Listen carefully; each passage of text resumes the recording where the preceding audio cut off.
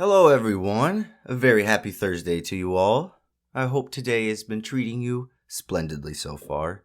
If you haven't already heard, Chad Daybell was sentenced to death over the past weekend. No matter where you stand on the issue, for or against, it's going to be big news for a minute, and I kind of wanted to break that down a bit because honestly, I have no clue what that means moving forward for him. Personally, I think life without parole is worse a punishment, but hey, that's not for me to decide.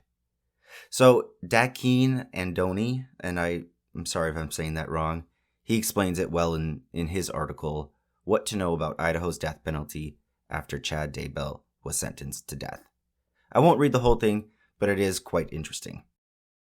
Quote, Chad Daybell was sentenced to death for the murders of his wife and two of his second wife's children this weekend. But when and whether he will be executed remain wide open questions. It's typical for the appeals process in capital cases to go on for years, and they often reach the U.S. Supreme Court before an inmate is ultimately put to death. In Idaho, the imposition of a death sentence is followed by a mandatory post-conviction review, and defendants are able to pursue an appeal after the filing of a death warrant.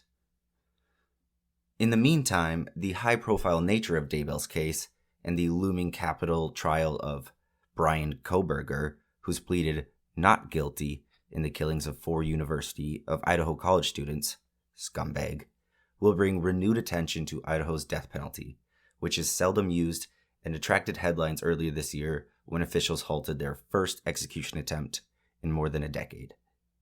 Here's what to know about the death penalty in Idaho.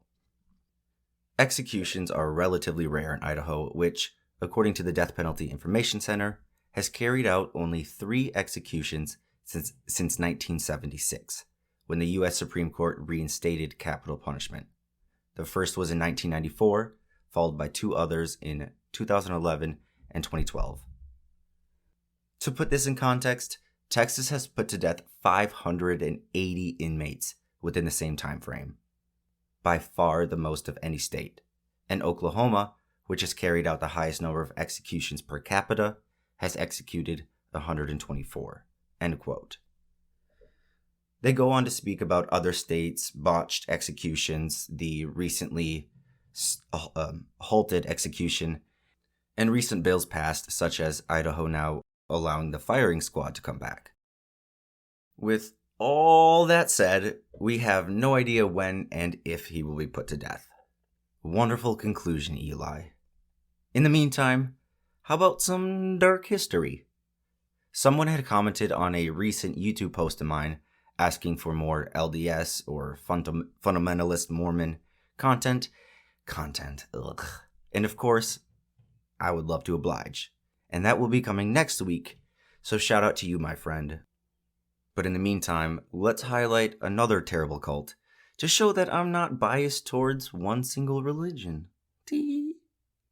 Today, I bring you the story of Tony Alamo and the Ministry of Evil. My name is Eli, and this is Murder in the Morning.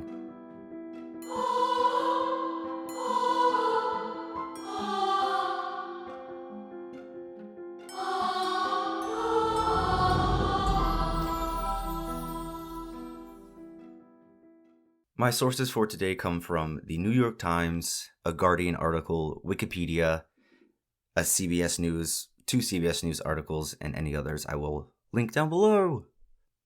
Bernie Lazar Hoffman was born September 20th, 1934, in Joplin, Missouri, to a devout Jewish family. Not too much is known about his early years, but Bernie had yearned for fame, and after finishing high school, he moved to California in search of stardom. By the 1960s, he had settled in Hollywood under a new name, Mark Hoffman, kind of like how Drake's real name is Aubrey, and it's alleged that he was working with or owned multiple record companies. Edith Opal Horn was born on April 25th, 1925 in Alma, Arkansas. After divorcing twice, leaving her as a single parent of an only daughter, she too moved to Hollywood and changed her name to Susan in hopes of becoming an actress. Susan, rather than acting professionally, became a con artist. She was known to preach Christian views to lonely men seeking their donations, or even fake cancer for lumps of money. Not a good person. Susan met Mark, or Bernie, at a bar in the mid-60s while trying to scam him.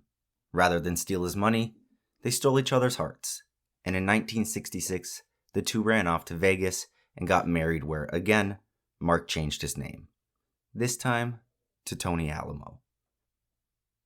It's not clear if before or after they had met did he change his religious views, but soon Tony/Mark/Bernie became a practicing Christian along with his new wife.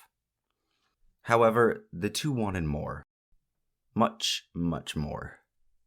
Quote, Tony and Susan Alamo founded the Alamo Christian Foundation in 1969 in Hollywood, California.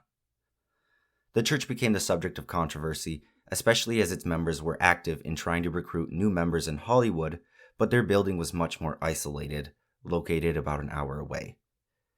It was frequently criticized for its manner of evangelization, which frequently involved requiring young members of the congregation to walk around Hollywood, inviting people to convert to Christianity. They would take them to the church in Agua Dulce, roughly an hour away, for evening services consisting of a meeting and a meal. Many of those individuals chose to stay and become Bible students or lay ministers. According to Wikipedia, the church was Protestant and Pentecostal in nature.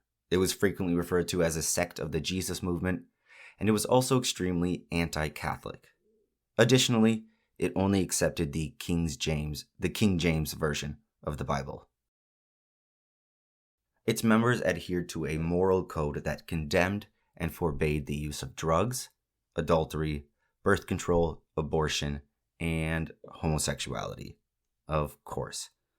Individuals who sought to join the church and become involved in its rehabilitation program took a vow of poverty. They also agreed to turn over all of their money and property to the church. In return, their own needs would be, quote, met, and their children would receive a basic education through high school. The warning signs are there. In 1976, the church relocated to Dyer, Arkansas, where Susan Alamo had been raised. There, in the small town which is located in the western part of the state, the church grew to several hundred members. It established printing facilities, a school, and a tabernacle. It also operated a drug rehabilitation facility. Members of the church developed several businesses in the area, and as it expanded, it established other churches in Nashville, Chicago, Brooklyn, and Miami Beach. Mr. and Mrs. Alamo started a business of decorating denim jackets and airbrushing them with bright, colorful designs. Hollywood celebrities were even seen to be wearing them, including Michael Jackson. He wore a modified leather Tony Alamo jacket on the cover of his album, Bad. The church's projects included Nashville's largest country and western clothing store.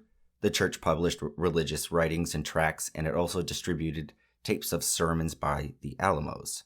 With the help of some of its church members, they also produced records and tapes, and they launched a national television ministry in the 1970s, end quote. So far, so good, right?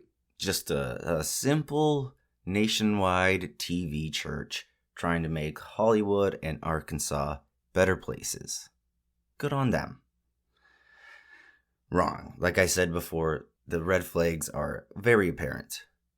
According to The Guardian, Mr. and Mrs. Alamo lived at first comfortably, then increasingly lavishly lifestyles where their followers were crammed by the hundreds into an ordinary house or two. They donated all their worldly possessions and money to the foundation when they joined and signed over the paychecks they got for any work thereafter. Otherwise, they would go to hell. Quote, "You can never work hard enough, never be good enough," said a former member named Sue Balsley, who remembers being so tired she could not even hold her baby safely in her arms. And just when you think it couldn't get any worse, Susan Alamo passed away in 1982. The one woman who had kept Tony Alamo in check was now gone. Ironically, she died of cancer. Tony told his followers he was certain that his now deceased wife would rise from the dead. He had her body embalmed and put on display for 6 months. The same year, he changed the name of his foundation to MSC, or Music Square Church, and was granted a tax-exempt status. Unfortunately, the IRS is a bit finicky when it comes to their money.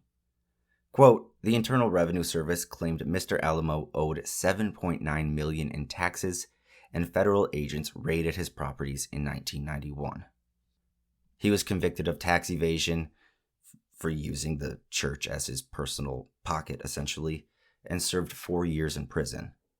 After he left prison, he started a new compound in the tiny southwest Arkansas town of Fouke, F-O-U-K-E, Fouke. I'm going to go with that. Joined by about 100 followers, end quote. And now the real issues begin. For starters, Tony took a new wife that eerily resembled Susan. He forced her to have sex 3 times a day, or there would be a physical punishment. As for others, he decided what they wore, when they went to school, what and when they ate, who they talked to, every aspect of life. After his wife, or his second wife, escaped Tony's grip, he realized it would be easier to just be with girls instead. According to the Guardian article, he began taking multiple wives in the early 1990s and increasingly younger ones thereafter, including a 15-year-old girl in 1994, end quote. Thankfully, news of his atrocities began reaching the public in the early 2000s.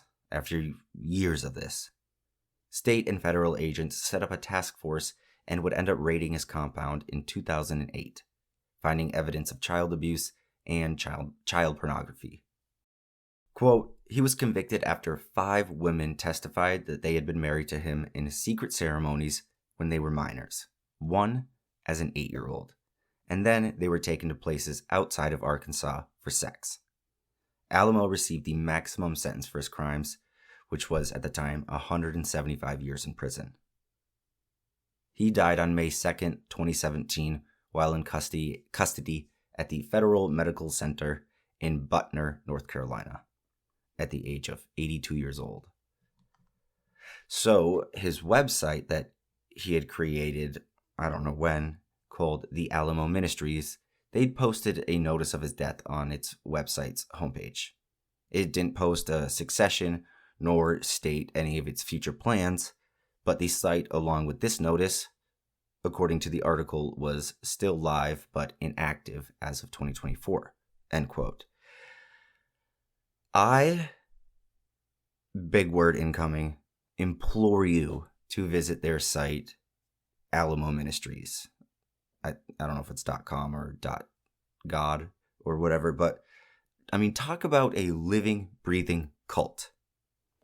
This website is madness. From the pro-genocide article on their front page, yep, you heard that right, to the letters written in trying to convince people of Tony's innocence. Keep in mind that Tony Alamo is literally quoted by the Associated Press saying that, quote, consent is puberty. He said that as soon as you hit puberty, that is consent. I want to share with you one snippet of an insane 5-page letter written by the mother of a former member. She starts this letter off by calling Tony's marriage and sex with young girls a conspiracy, and then goes on to say this, quote, as a result of this conspiracy, an innocent man sits in prison, and my daughter, Desiree, receives a large check every single month to where she does not have to work. She is now completely anti-God and has married another woman. She is a witch and conjures up demons along with the drugs she takes, end quote. Okay, so good start. And then she goes on to call her own daughter a sociopathic, pathological liar with strange sexual fantasies. I wonder who of those two are still brainwashed. It's not Desiree. A mom defending a child abuser who abused her own child. That's only one of the many letters written in by current members claiming that Tony is innocent, and all 5 of those girls who testified against him are lying.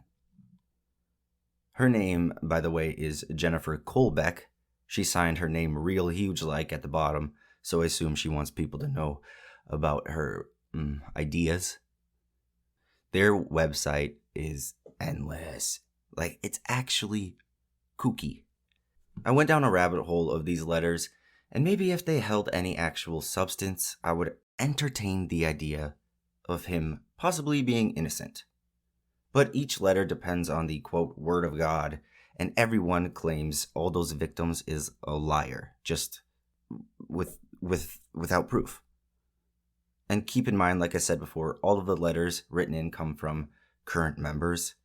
It's honestly gross, these parents comparing their children to witches and demons because they left a cult. There's so much more on their site. I have it pulled up now. There's an article about 9/11, the Pope's secrets, videos of the Pope's secrets, God kills, pit bulls and tigers. And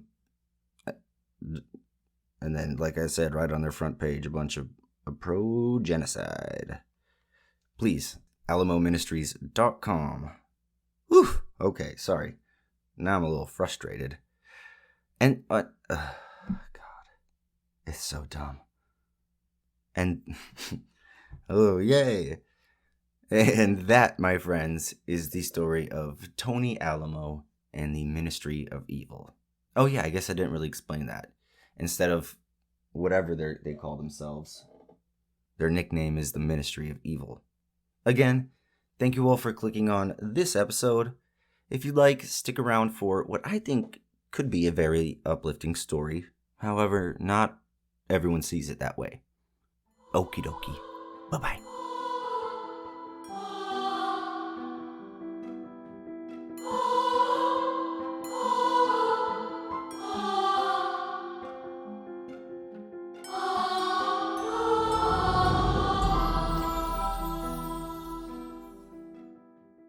Hey, turd burglars. Amanda Knox. You all know the name. She is back in Italy right now. She got there a few days ago to clear her name once and for all. This is one of 2 articles, both I found on CBS, written by Anna Atranga. Quote, Amanda Knox, the American student who spent nearly 4 years in an Italian prison after being convicted in 2007 of murdering her college roommate Meredith Kircher before being cleared more than a decade later, will be back in an Italian court this week in an effort to clear the last legal stain on her name. That's a long sentence. I think it's grammatically correct, but damn, I ran out of breath. I will walk into the very same courtroom where I was reconvicted of a crime I didn't commit. This time to defend myself yet again, said Knox in a social media post on Monday. I hope to clear my name once and for all of all the false charges against me. Wish me luck. Meredith Kircher, a British student, was found dead in her bedroom in the apartment she shared with Knox in the Italian city of Perugia. She had been sexually assaulted and had multiple stab wounds. Knox and her then boyfriend were convicted of murdering her in a sex game gone awry. In 2015, after 7 years of legal battles and flip-flop verdicts, Knox and her ex-boyfriend were cleared of the murder. However, a slander conviction remains against Knox for falsely accusing a bar owner she worked for of being Meredith's killer.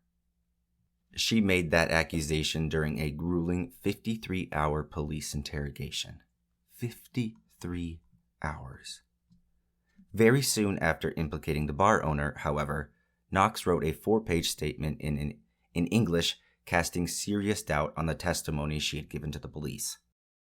Quote, I want to make clear that I'm very doubtful of the verity of my statements because they were made under the pressures of stress, shock, and extreme exhaustion.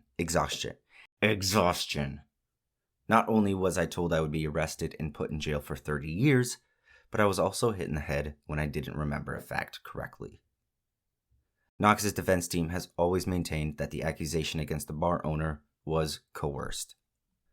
In 2019, the European Court of Human Rights ruled that Italy had violated Amanda's human rights during police questioning.